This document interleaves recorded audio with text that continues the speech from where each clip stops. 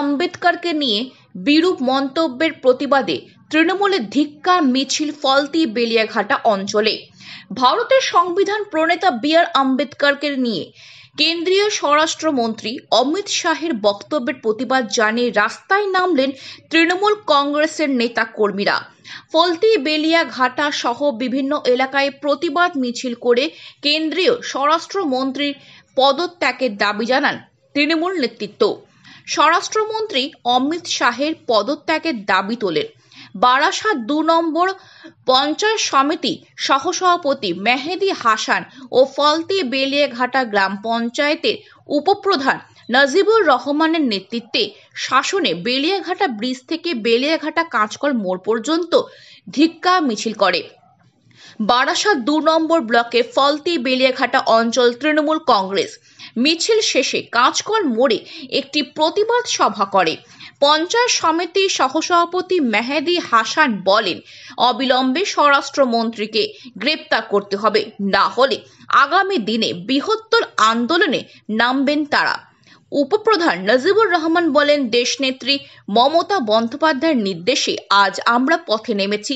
সংবিধানে রচিতা আম্বেদকরকে যেভাবে অপমান করেছেন স্বরাষ্ট্রমন্ত্রী অমিত শাহ এবং নরেন্দ্র মোদীর পদত্যাগ চাই। মধ্যে দিয়ে অমিত শাহের যে মন্তব্য সংবিধান বিরোধী, তার বার্তাটা পৌঁছলেন, কতটা সফল হলেন? ভারতবর্ষে একটা বিশৃঙ্খল পরিবেশ তৈরি করার যে বিজেপির চক্রান্ত, ডক্টর ভীমরাও আম্বেদকরকে অপমান করা বা তার প্রতি তির্যকমূলক বক্তব্য, তারই একটা অংশ। তারা সমগ্র ভারতবর্ষে যে সাম্প্রদায়িক পরিস্থিতি সৃষ্টি করতে চাইছে, এক দেশ এক ভোট, সংবিধান পাল্টানোর যে পরিকল্পনা, তারই একটা অংশ। এবং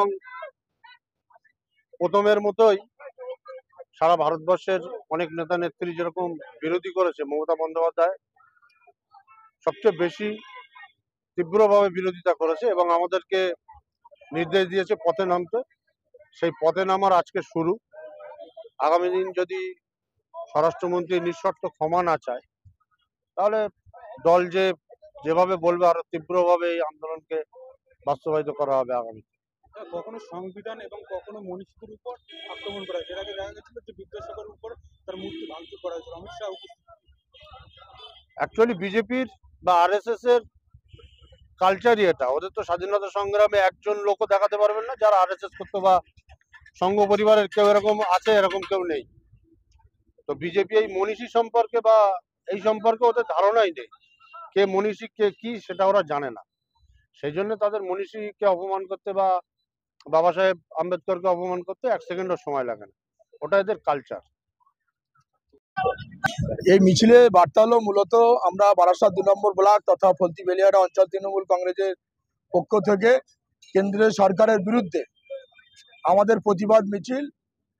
অমিত শাহ যে দেশের স্বরাষ্ট্রমন্ত্রী, যে আইন, ভারতবর্ষের আইন যিনি তৈরি করেছেন ডক্টর আম্বেদকর, তার বিরুদ্ধে যে কুরুচিকর মন্তব্য করেছে, অবিলম্বে অমিত শাহকে পদত্যাগ করা দরকার বা নরেন্দ্র মোদীকে পদত্যাগ করা দরকার। কারণ এরা 2014 সালে দেশের ক্ষমতায় এসে মানুষকে শেষ করছে।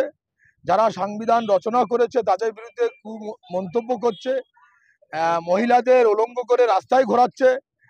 যারা গরিব মানুষ 100 দিনের কাজ করে খায় সেসব টাকা বন্ধ করে দিয়েছে, এরোপ্লেন বিক্রি করে দিয়েছে, আবাস যোজনা ঘর বন্ধ করে দিয়েছে, সড়ক যোজনা রাস্তার টাকা উন্নয়ন বন্ধ করে দিয়েছে। আসলে বিজেপি সরকার কি করতে চাইছে? ভারতবর্ষে কি শ্রীলঙ্কা করবে বলে খুঁজছে না কি করতে চাইছে? তাই অবিলম্বে অমিত শাহ পদত্যাগের দাবি রইল ফলতি বেলিয়াঘাটা অঞ্চল তৃণমূল কংগ্রেসের পক্ষ থেকে। দেখেন, দলের নেত্রী সর্বভারতীয় আমাদের নেত্রী মমতা বন্দ্যোপাধ্যায়, তিনি হচ্ছে মানবিক আমাদের রাজ্যের মুখ্যমন্ত্রী। তিনি যে আমাদের ভারতবর্ষে যে সংবিধান আছে সেই সংবিধানকে সম্মান করে। তার জন্য গোটা রাজ্য জুড়ে পঞ্চায়েত স্তর